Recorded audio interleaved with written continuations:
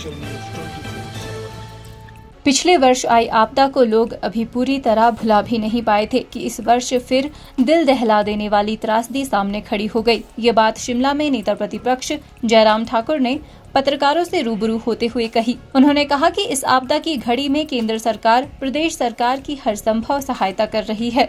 जयराम ठाकुर ने कहा कि वे स्वयं गृह मंत्री अमित शाह, स्वास्थ्य मंत्री जेपी नड्डा और प्रधानमंत्री से मिले हैं और प्रधानमंत्री ने साफ शब्दों में कहा है कि वे हिमाचल प्रदेश की इस मुश्किल घड़ी में पूरी मदद करेंगे।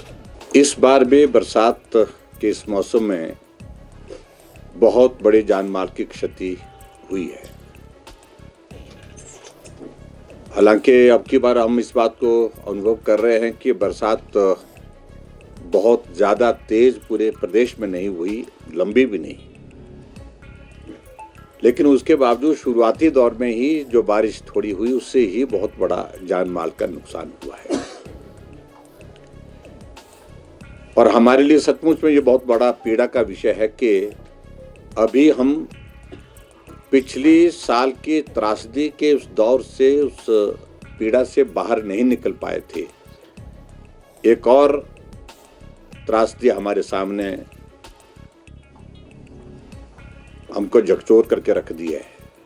इस सारी घटना से हिमाचल प्रदेश में एक बार फिर से एक दहशत का माहौल भी है, मैं कह सकता हूं, और उसके साथ साथ में चारों तरफ एक चिंता का एक वातावरण भी है। केंद्र सरकार लगातार इस पीड़ा के दौर में हिमाचल प्रदेश को जो यथासंभव मदद देने की बात थी, राहत कार्य में सहयोग देने की बात थी, उसमें पूरी तरह से सहयोग कर रहा है। जहां गृह मंत्री जी से मिलना हुआ, जहां स्वास्थ्य मंत्री और हमारी पार्टी के अध्यक्ष जगत प्रकाश नड्डा जी से मिलना हुआ, और विशेष तौर से बाद में मेरा प्रधानमंत्री जी से भी मिलना हुआ। प्रधानमंत्री जी ने बड़ा साफ शब्दों में कहा है कि हिमाचल प्रदेश को जो भी मदद की जरूरत इस वक्त है, उस मदद को हम निश्चित रूप से करेंगे। सरकार की ओर से, प्रदेश सरकार की ओर से जो भी आग्रह इस वक्त संकट की घड़ी में मदद के लिए आ रहा है, उसको हम गंभीरता से ले रहे हैं और हमारा प्रयास है कि उसमें ज़्यादा से ज़्यादा मदद करके हिमाचल प्रदेश में लोगों की ज़िंदगी को बचाया जा सके और राहत कार्य को सुचारू रूप से पूर्ण किया जा सके। लेकिन उसके बावजूद भी मैं इस बात से सहमत हूं कि नुकसान जो हो रहा है वो बहुत ज्यादा है, और एहतियात के तौर पर हमने पिछली बार भी इस बात का जिक्र किया था कि जो नुकसान हुआ है उससे हमको सीखना चाहिए। पिछले वर्ष लगभग 400 लोगों की जिंदगी गई है, हजारों की संख्या में लोग बेघर हुए हैं, और मुझे सारी बात को लेकर के सिर्फ इतना कहना है कि इस वक्त राजनीति करने की बात नहीं है, राजनीतिक बात हम करना भी नहीं चाहते हैं। हम सब लोग राहत कार्य में अपना सहयोग जितना भी जिस रूप में हो सकता है वो देने की कोशिश करें। मैंने देखा बहुत सारी संस्थाएं इन परिवारों को मदद करने के लिए आगे आई हैं, और भारतीय जनता पार्टी के, हमारे पार्टी के विधायक, पार्टी के हमारे स्थानीय नेता राहत कार्य के लिए इस अभियान में जुटे हुए हैं। जहां जहां जिस रूप में मदद दी जा सकती है उस मदद को देने की कोशिश हो रही है। नेता प्रतिपक्ष ने कहा कि प्रदेश सरकार ने पिछले साल आई आपदा के समय जो राहत पैकेज देने के वादे किए थे वो हवाई हो गए हैं। उन्होंने कहा कि प्रदेश सरकार ने हिमाचल प्रदेश में भवन बनाने के लिए जो 7 लाख रुपए देने की बात की थी, उनमें से बहुत से पात्र लोगों को अभी तक ये राशि नहीं दी गई है। पिछली बार बरसात का जो नुकसान हुआ है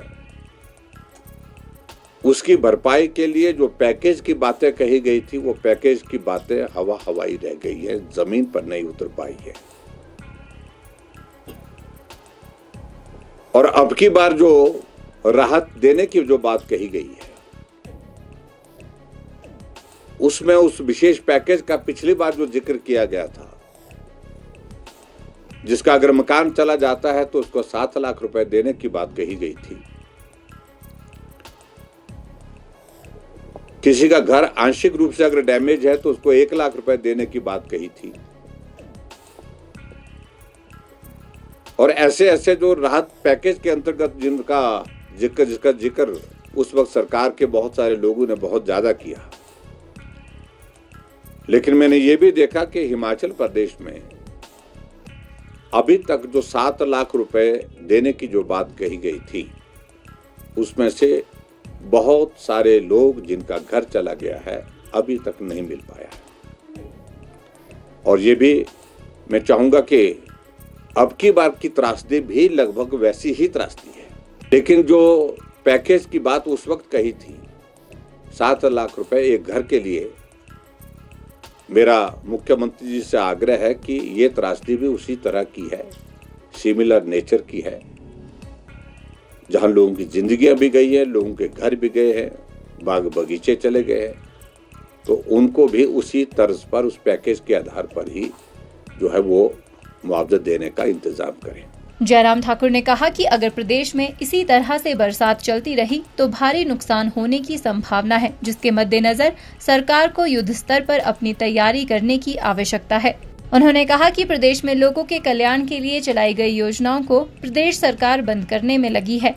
हिमकेयर योजना में कांग्रेस के धांधलियों के आरोपों पर जयराम ठाकुर ने कहा कि यदि इन योजनाओं में कोई धांधली हो रही है तो सरकार को इसे रोकने के प्रयास करने चाहिए, न कि योजना को ही बंद कर देना चाहिए। इस वर्तमान सरकार का एकमात्र उद्देश्य है, जो चला है उसको बंद करिए, जो अच्छा काम किया है उसको बंद करिए। हिमाचल प्रदेश में इस वक्त हिमकेयर के माध्यम से लाखों लोगों का स्वास्थ्य का इलाज हुआ है, लेकिन उसके बावजूद वर्तमान सरकार जो हालात पैदा कर रहे हैं इस योजना को बंद करके प्राइवेट सेक्टर में, मैं समझता हूं उसका मैकेनिज्म डेवलप करना चाहिए मॉनिटरिंग करने का। इसको बेहतर करिए। आप उसमें बैठ करके कोई रास्ता निकाल सकते हैं जिसमें अगर आपको लगता कि गड़बड़ी कुछ लोग कर रहे हैं, उनके खिलाफ कार्रवाई करिए, किसने रोका है। लेकिन इसके बहाने सब कुछ बंद करना है। स्टाफ सिलेक्शन कमीशन बंद रहा 1 साल से ज्यादा समय तक, 1.5 साल बंद रहा। समाधान था क्या? वो हजारों बेरोजगारों को नौकरी की जो उम्मीद थी उस पर पानी फेर दिया आपने, क्योंकि इंटरव्यू नहीं हो पाए। सिलेक्शन का प्रोसेस ही बंद कर दिया गया, रोजगार का प्रोसेस ही बंद कर दिया गया। और इस तरह से जो हिमकेयर एक ऐसी योजना जिसका बहुत व्यापक प्रभाव है, जिसका व्यापक दायरा है, और उसको इस प्रकार से बंद करना प्राइवेट सेक्टर में, मैं समझता हूं इससे बेहतर ये होता कि आप कोई मैकेनिज्म डेवलप करते, अगर वहां गलत हो रहा है उसको ठीक करने का। सरकारी हॉस्पिटल में मुझे कोई आपत्ति नहीं है, लेकिन जहां इमीडिएट किसी व्यक्ति का इलाज होना है, उसकी ट्रीटमेंट की जरूरत है, वो लंबा इंतजार नहीं कर सकता। लेकिन गवर्नमेंट हॉस्पिटल में बहुत प्रेशर होने के बावजूद जब डेट कई बार लंबी मिलती है, उस सूरत में वो आदमी अपने पीड़ा के दौर झेलते झेलते कई बार तो दुनिया से ही चला जाता है। इसके लिए इंतजाम किया गया था। अगर गवर्नमेंट हॉस्पिटल में उस तरह की व्यवस्था जल्दी नहीं मिल पा रही है, जिस पेशेंट को तुरंत इलाज की जरूरत है, लेकिन बंद करने का मतलब यह है कि वो लोगों को उस पीड़ा के दौर में से गुजरना पड़ेगा, लोगों को लंबे समय तक उस बीमारी को झेलना पड़ेगा, इंतजार करना पड़ेगा। 4-4 महीने 6-6 महीने की डेट MRI और CT स्कैन की हो रही थी। छोटे छोटे ऑपरेशन, छोटे छोटे ट्रीटमेंट के जो प्रोसीजर करने हैं, उसके लिए 3-3 बार 4-4 बार डेट एक्सटेंड हो रही है।